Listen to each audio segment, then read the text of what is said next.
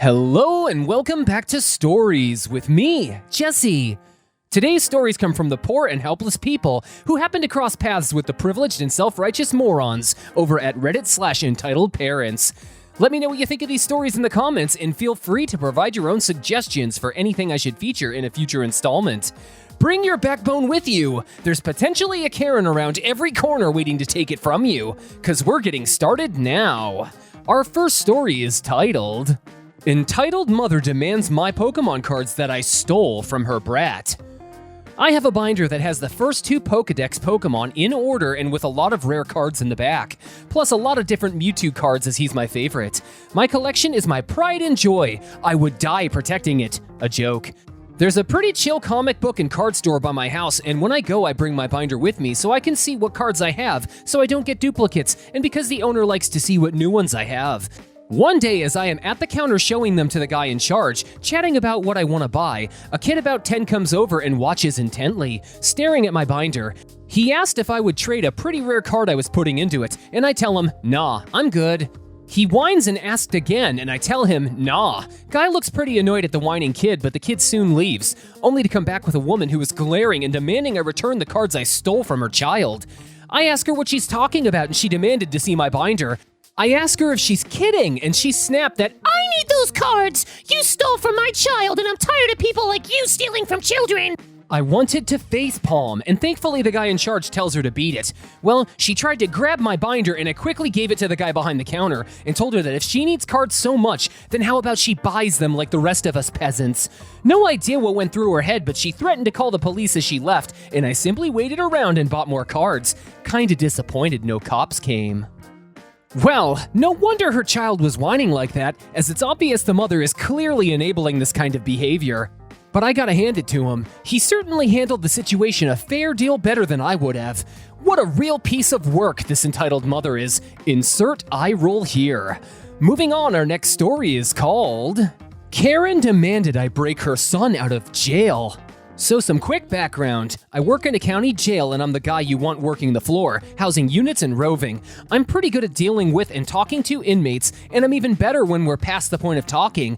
That being said, every officer is required to work a guard station at least once a month, even me. These stations are just dealing with the public, answering phones and or opening and closing doors. Okay, cool. On one such guard station shift, Karen storms in. She's a southern kind of Karen. Totally unkempt hair, ratty clothes, at least 5 missing teeth, a criminal record that's largely drug-related charges. You know the type. She marches into my lobby and up to my bulletproof window. I hit the intercom and the following conversation ensues. Can I help you? My son needs to be released right now! He served his time and needs to come home! Me looking her kid up on the jail computer. Ma'am, he's got a holdout of blah blah county. He'll have to go to court and serve time there first. No! He needs to be released now! His time here is done! He can go to blah blah county after he comes home! Me already over it. Ma'am, this isn't a hotel. The law requires that he's in custody until he answers for all the crimes he's charged with. If I released your kid, I'll be fired and arrested. Aren't you supposed to serve and protect? Yes, I am. Your child was charged with domestic assault and has felony charges in blah blah county. Keeping him in custody serves and protects the public. How dare you! My son is a good boy and he doesn't deserve this! The other inmates are threatening him! What are you gonna do to serve and protect him? Me suppressing a grin. Well, ma'am, I'll go ahead and make an announcement to the other inmates to leave him alone, and that he called his mother, and that she's not happy with their behavior. I'm sure that won't put him in any danger. I demand to speak to your supervisor! Me knowing that Sarge is about the last guy you want to piss off, it would be my pleasure to let you speak to my supervisor. Sarge arrives and asks Karen what the issue is. She rants and raves for about 15, I kid you not, minutes about her sweet boy being wrongfully incarcerated, my behavior, and how her child is in danger and he served his time. She concluded that if we didn't release him, she would raise hell in the lobby. At this point, Sarge raises his eyebrow in a look I know pretty well. It's a look that means, I'm genuinely impressed you're this stupid. I remember you. You've been in jail before. Wonder where your kid got it. Karen goes to rant again. Sarge cuts her off. So much as fart in my lobby. Jail cops are going to arrest you on disorderly. Every officer was deputized, and I had been through police academy and patrol to boot.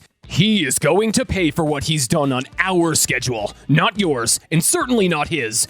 You are going to leave my jail and never come back. If you ever come here again, you'll be charged with criminal trespass. Now why don't you go outside and play hide and go f*** yourself? Karen doesn't even think about mouthing off again. She all but runs out of the lobby. Sarge and I have a laugh about it later. Amazingly, Karen never filed any complaints. Not that this would have gotten her anywhere. This is how the South do. Spoken like a true protector of the people. I wish I could fist bump the Sarge for how he took that Karen down a notch. The world doesn't need any more entitled slack-jawed yuppies like her. Crawl back from whence you came, you disgusting swamp monster. Our next story is called, My Aunt Wants to Keep My Whole Box of Expensive Movies. She's in for a nasty surprise. One day, Entitled Aunt is visiting Genius Mom and my friend to look at their new house and check it out. They enter my friend's room and Entitled Aunt spots a box of movies that my friend loves and which are pretty expensive. Entitled Aunt immediately says, Can I have that? Can I have that? Can I have that? Me, my husband, and my kid really wanted to watch some movies, but don't have any. My friend replies, Sure, you can pick out one or two and then bring them back after a week. Entitled Aunt looks at him with disgust and says, No, I want the whole box, and I want to keep the whole box. Please! I'm family. My friend continues to say no while Entitled Aunt continues to request the whole box, and she won't accept his other offer. Finally, Genius Mom pulls him aside and tells him to accept it because she has a plan and she'll tell him later. My friend trusts his mom, so he tells Entitled Aunt she can take it while she's leaving. They all go downstairs and my friend plays ping pong with Entitled Aunt while Genius Mom carries out her plan. Finally, Entitled Aunt leaves and takes the box, looking as happy as can be. That's when Genius Mom lets my friend in on the plan. Genius Mom took 30 porn DVDs her friends got her as a gag gift from her high school days and replaced every single one of the DVDs with those porn DVDs. My friend bursts out laughing and can't wait until Entitled Aunt watches them. Sure enough, later that day, Entitled Aunt calls Genius Mom and yells at her, saying something along the gist of, Why the absolute freaking f*** did you give me a box full of damn porn movies? I put on Batman for my son and husband, and my son came up to me confused after 2 minutes of seeing people have sex. F*** you! I'm never speaking to you and your slutty son ever again! My mom and my friend high-five each other laughing. Later on, his Entitled Aunt realized how entitled she had been years before and laughed along when Genius Mom and my friend told her years later what they did. Hope you enjoyed reading. Yes, I did.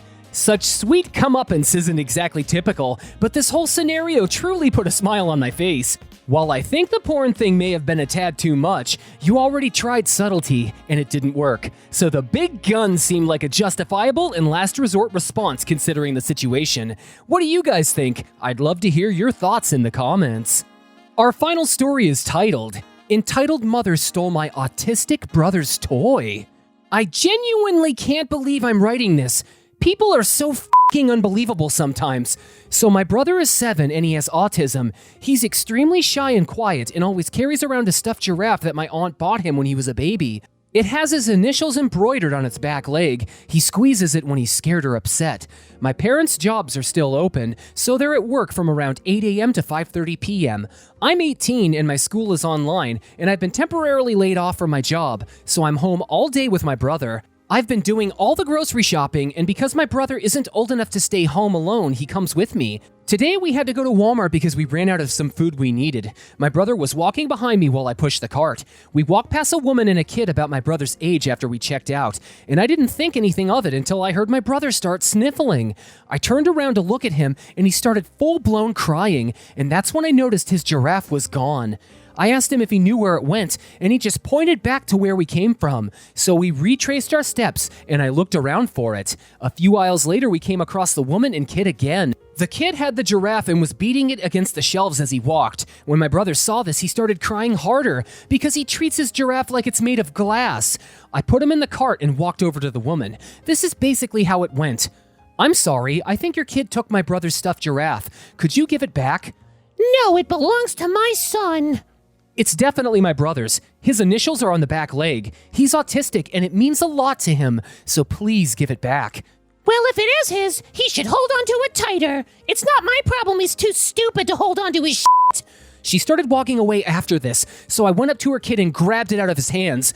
The minute entitled mother heard it, she whipped around and started screaming about how I assaulted her kid and that she was going to have me arrested for theft and call CPS for my brother. I was fucking livid, but I thought if I said anything else, she might get physical, and I didn't want my brother to see that. I gave him his giraffe back, and we got the hell out of there before she could try anything. Why? I can't even begin to comprehend how something like this could ever happen. That poor little boy had something that is so important to him, providing a sense of security. And that monster mother went so low that she insulted him. The world might as well be on fire. I demand some rational form of explanation for how exactly a person who gave birth to a baby could be so heartless and disgusting to another child like that. Like, this one really got me in the feels, folks. And for the wrong reasons, too. My son is on the spectrum, but he's very smart in school, social with friends, and I think he can do anything in this damn world he sets his mind to. I'll chill out, guys, but I would genuinely like your thoughts on this story below. You guys are awesome, and I can tell you have hearts too. Anyways, that's about all the time we have for today in this installment. What did you think of these stories? Be sure to like, comment, and subscribe for more content. And check out what other stories I have for you. Cuddle your babies tight, whether they're human or furry. They love you and need you more than ever. Much love to my regular viewers as well as any first-timers that may be tuning in. I'll catch you guys in the next one.